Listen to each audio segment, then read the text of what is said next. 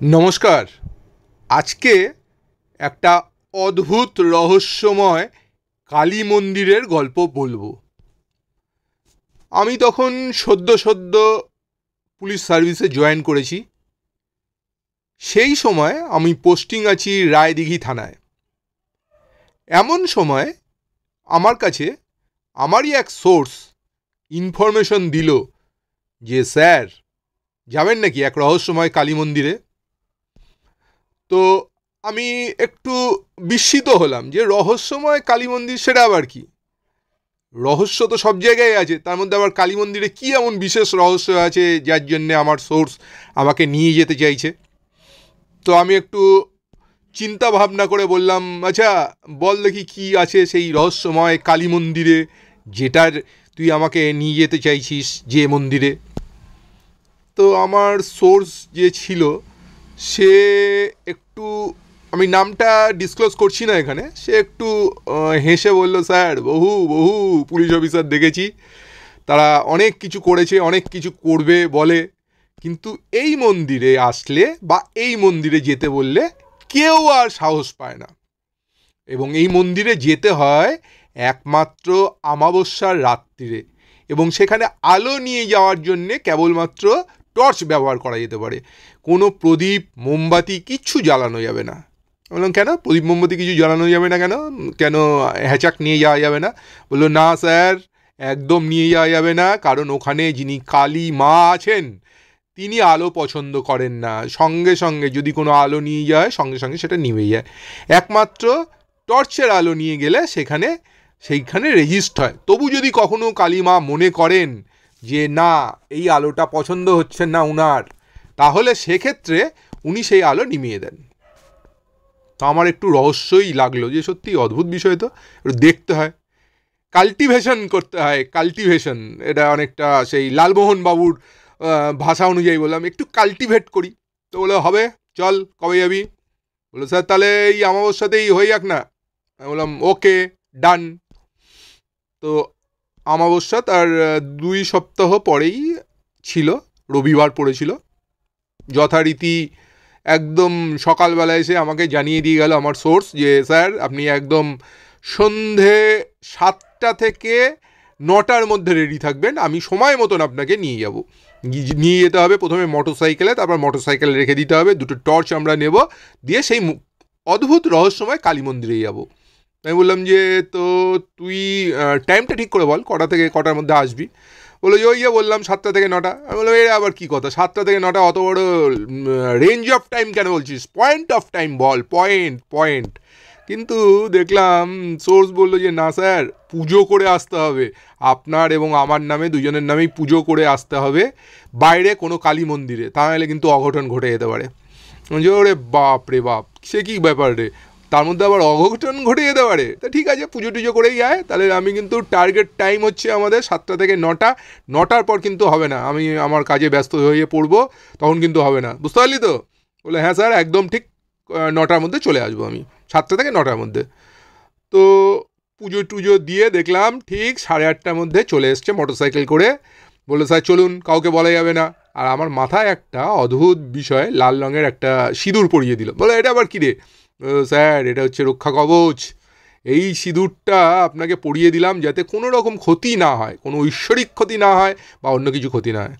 আমি বললাম যে এ তো রীতিমতো রহস্যময় গল্প বলছিস রে। বলছি গল্প নয়, সত্যি।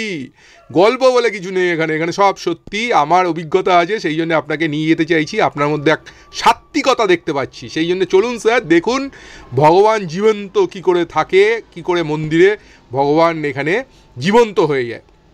বললো যে তাহলে কি আমরা দুজনই যাবো? বললো না স্যার, দুজন গেলে হবে না, 3জন, তৃতীয় ব্যক্তি, তিনি হচ্ছেন পুরোহিত, তিনি যাবেন, তিনি পুজো করবেন, পুজো করার পর মা কালী জীবিত হবেন, তারপরে আমরা চলে আসব। আমি তো অবাক হয়ে গেলাম, বলে কি রে ভাই, মা কালী আবার জীবিত হবে তারপরে আসবো? তো যথারীতি আমরা 9টার সময়, 8:30টার সময় বেরোলাম, 8:30 একটু পরেই বেরোলাম। বেরিয়ে গিয়ে মোটরসাইকেলে করে অনেকটা পথ গেলাম, একদম নদীর ধারে, রায়দিঘির একদম নদীর ধারে, একদম নদীর পাড়ে একটা জায়গায় এসে পৌঁছালাম। কিন্তু কোনো সেরকম অদ্ভুত কিছু দেখতে পেলাম না, যেটা অদ্ভুত লাগে। সেই নদী থেকে দেখলাম যে একটা নৌকা করে যেতে হবে, নৌকা বাঁধা আছে। বলে আরে এ কী কথা রে, আবার নৌকা করে কোথায় যাবো রে? যে নৌকা করে বেশিক্ষণ না স্যার, ওই একটা দ্বীপ মতন আছে ওখানে যাব, ওখানে গিয়ে কালী মন্দিরে গিয়ে আমরা পুজো দেবো। নৌকায় দেখছি মাঝি আর সঙ্গে একটা পুরোহিত, দুজন বসে আছে। এবার যেটা আরও অদ্ভুত সেটা হচ্ছে যে কালো রঙের একটা পাঁঠা সেই পুরোহিতের সঙ্গে রয়েছে। তো আমি জিজ্ঞেস করলাম যে পুরোহিতের সঙ্গে কালো পাঁঠা কেন রে? যে হ্যাঁ, কালো পাঁঠা অবশ্যই লাগবে, মা জেগে উঠবেন, মাকে এটা বলি দিতে হবে। বলি দেওয়ার দরকার নেই, দেখে আসলেই হবে, মা রক্ত খেয়ে নেবেন। এবার একটু গা ছমছম করতে লাগলো, কিন্তু বেশি কথা বললাম না, তাড়াতাড়ি উঠে পড়লাম, নৌকায় উঠে পড়লাম। নৌকায় উঠে পড়ে আমরা আস্তে আস্তে ঠিক পাশের একটা দ্বীপের মতন রয়েছে, সেখানে গিয়ে পৌঁছালাম। সেটা যেতে বেশিক্ষণ সময় লাগলো না। সুন্দর হাওয়া, কালো অন্ধকার রাত্রির, ঘন কি বলবো, ঘন অন্ধকারের মধ্যে কিছু কিছু জোনাকি উড়ে বেড়াচ্ছে, দারুণ দারুণ পরিবেশ।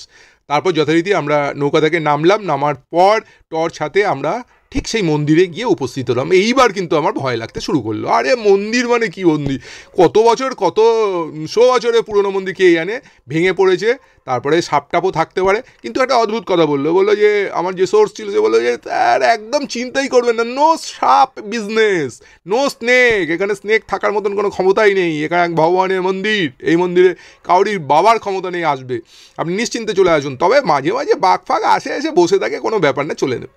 দিয়ে আমি এখন শুনে তো আমার মাথা ঘুরে যেতে লাগলো, আরে বাঘও আবার এবার কোথা থেকে আছে, কি আরে হবে, হয়তো কোনো জানোয়ারকে বাঘ বলে দিয়েছে।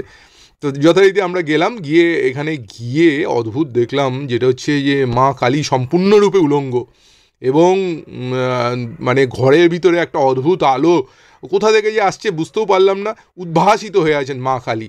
চোখ দুটো মানে না দেখলে বিশ্বাস করা যায় না, এত জ্বলন্ত, ভাবাই যায় না। এইবার ঠিক যথারীতি তখন বাজে প্রায় 10:30 11টা বাজে, পুজো শুরু করে দিল। সাধক যিনি ছিলেন আমাদের সঙ্গে, যে পুরোহিত গিয়েছিলেন, অদ্ভুত মন্ত্র উচ্চারণ, এরকম মন্ত্র উচ্চারণ বহুদিন শুনিনি। মন্ত্র উচ্চারণ করে আস্তে আস্তে উনি পুজো করতে লাগলেন।